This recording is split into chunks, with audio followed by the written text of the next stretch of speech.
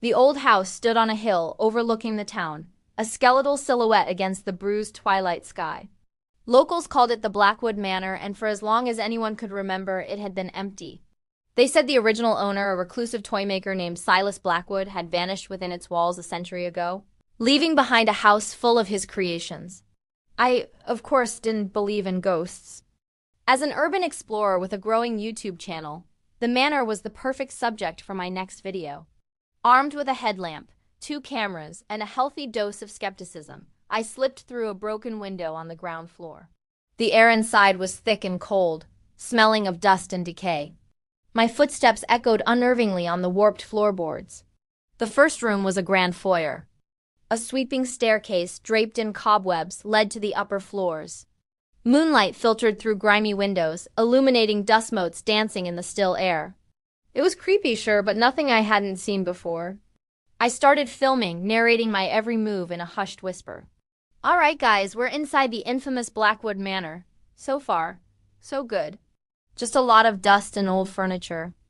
I panned my camera across a drawing room, where furniture sat cloaked in white sheets, like a congregation of silent phantoms. That's when I first heard it, a faint melodic tinkling, like a music box. I froze, holding my breath.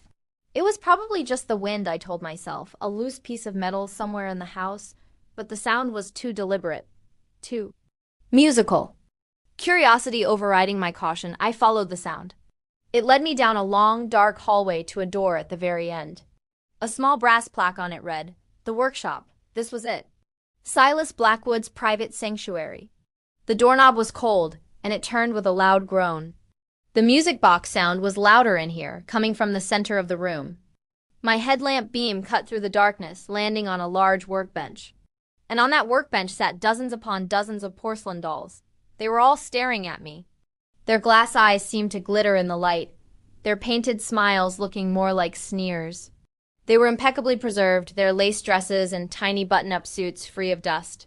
In the center of the collection was a small, ornate music box, its lid open, a tiny ballerina spinning slowly to the haunting tune. I stepped closer, my camera trained on the dolls. "You've got to see this," I whispered to my audience. "These things are incredibly detailed and seriously creepy." As I zoomed in on one of the dolls, a little girl with blonde ringlets and a blue dress, the music box abruptly stopped. The silence that followed was deafening, more terrifying than the music had been. My heart hammered against my ribs. I took a nervous step back, and then I heard a different sound. A soft scraping noise. It was coming from the workbench. I swung my light back towards the collection of dolls. My blood ran cold. The doll with the blonde ringlets and the blue dress was no longer in the same spot. It was now at the edge of the workbench, its head tilted slightly, as if it were watching me. I stammered into my camera. Did you guys see that? I swear it moved." My hands were shaking, making the camera footage jittery. I tried to rationalize it. The old wood of the bench must have settled, causing it to slide. It had to be. Then another sound. A tiny giggle. It was high-pitched, like a child's, and it seemed to come from all around me. I spun around, my light beam dancing frantically across the dark corners of the workshop. There was nothing there. Just shelves filled with more doll parts, limbs, heads, and blank, staring eyes. I turned back to the workbench. Now 3 more dolls had moved. They were arranged in a small semicircle, facing the blonde doll, as if in quiet conference. The room felt impossibly cold. I could see my own breath fogging in the air. "Okay, that's it. I'm out," I said, my voice trembling. This wasn't fun anymore. This was real. I backed away slowly, my eyes locked on the dolls, my camera still rolling. I didn't want to turn my back on them.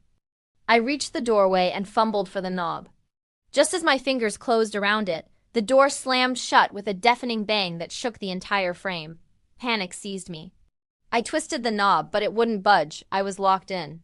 The childish giggle echoed through the room again, closer this time. I spun around, my back pressed against the cold, unyielding door. My headlamp beam landed on the workbench again. And what I saw made a scream tear from my throat. They were all moving. Slowly, jerkily, the dolls were climbing down from the workbench. Their tiny porcelain feet made soft clicking sounds on the wooden floor. Their heads turned on stiff necks, their painted smiles twisting into something malicious. The one in the blue dress was at the front, leading the small, terrifying army. They advanced on me, their glass eyes reflecting my own terrified face. I pounded on the door, screaming for help, knowing no one could hear me. The tinkling of the music box started again, a cheerful, horrifying soundtrack to my demise.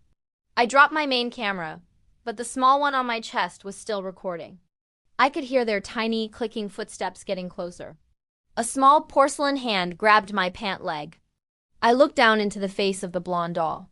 Its painted smile was wide, and its glass eyes were filled with an ancient, hungry darkness. "You can stay," it whispered, its voice a chorus of scraping porcelain and childish glee. "You can be one of us. We love new toys." The camera on my chest captured the swarm of dolls as they climbed over me. It recorded my screams as they became muffled. It recorded the sound of porcelain hands and the final, chilling click, as the ballerina in the music box completed her dance. And then it recorded only darkness and the faint, triumphant sound of a music box playing in an empty room. The footage was found a week later by the police, my camera lying on the floor of the workshop. The official report said I got lost and succumbed to the elements. But everyone who has seen the footage knows the truth. They know that in the Blackwood Manor, the toymaker never left. He just found new ways to play. The dolls are always looking for new friends to join their collection. Forever.